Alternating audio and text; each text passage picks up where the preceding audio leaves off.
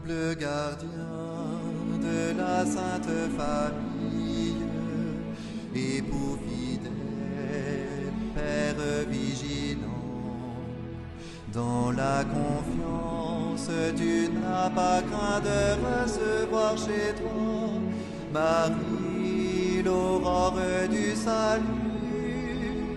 Nous t'honorons, glorieux Saint Joseph, notre soutien quotidien dans le lapin. Année 2021, année Saint-Joseph. Et comme dans l'Église on fait pas pareil que dans la vie civile, l'année Saint-Joseph a déjà commencé le 8 décembre 2020 par cette grande annonce du pape François de pouvoir consacrer toute cette année à son patronage. Et il parle de Saint-Joseph comme cela en disant que c'est un homme qui passe inaperçu, un homme de la présence quotidienne, discrète et cachée, et qui pourtant joue un rôle inégalé dans l'histoire du salut. Voilà Saint-Joseph, et c'est avec lui que nous avons décidé dans la paroisse de Saint-Gilles de marcher tout au long de cette année. Prenez-le comme votre compagnon de route. Saint-Joseph, écoute ma prière, guide-moi. Je laisse la place à un premier témoin, un ami de Saint-Joseph, qui est Denis Daillé, qui est membre ici de notre unité pastorale, qui est aussi ébéniste, restaurateur de profession et qui est membre de notre communauté du Verbe de Vie en tant qu'homme de Saint-Joseph. Marie, protecteur et Père nourri. Voilà, bonjour, moi je suis de la paroisse de Saint-Gilles depuis longtemps et très sensible à la personne de Saint-Joseph parce que pour trois raisons. Il est le patron de la Belgique, le patron des pères et le patron des menuisiers ébénistes. Or, je suis sous les trois cachets, dépendant de sa bonne prestance et de sa bonne présence. Je fais de la restauration de meubles anciens, c'est-à-dire que j'essaie, avec la grâce de Dieu, de remettre de la vie là où le meuble va à sa perte.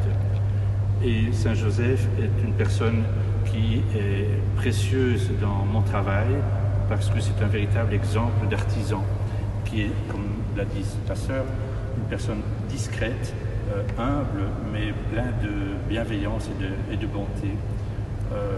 Je suppose qu'en tant que père, il devait être un père idéal, à l'écoute de Marie, son épouse merveilleuse, et de Jésus qui l'a permis de grandir en sagesse.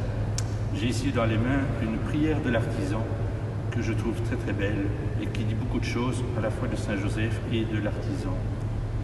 Apprends-moi, Seigneur, à bien user du temps que tu me donnes pour travailler et à l'employer sans rien perdre, à tirer profit des erreurs passées sans tomber dans le scrupule qui ronge, à prévoir le plan sans me tourmenter, à imaginer l'œuvre sans me soucier si elle jaillit autrement, à unir la hâte et la lenteur, la sérénité et la ferveur, le zèle et la paix. Aide-moi au départ de l'ouvrage, là où je suis le plus faible. Aide-moi, au cœur du labeur, à tenir serrés les fils de l'attention. Et surtout, comble toi-même les vides de mon œuvre. Dans tout le labeur de mes mains, laisse une grâce de toi pour parler aux autres et un défaut de moi pour parler à moi-même. Garde en moi l'espérance de la perfection, sans quoi je me perdrais d'orgueil. Purifie mon regard. Quand je fais mal, il n'est pas sûr que ce soit mal. Et quand je fais bien, il n'est pas sûr que ce soit bien. Seigneur, ne me laisse jamais oublier que tout savoir est vain, sauf là où il y a travail, et que tout travail est vide, sauf là où il y a l'amour, ou que tout amour est creux, qui ne me lie à moi-même, aux autres et à toi. Seigneur, enseigne-moi à prier avec mes mains, mes bras et de toutes mes forces.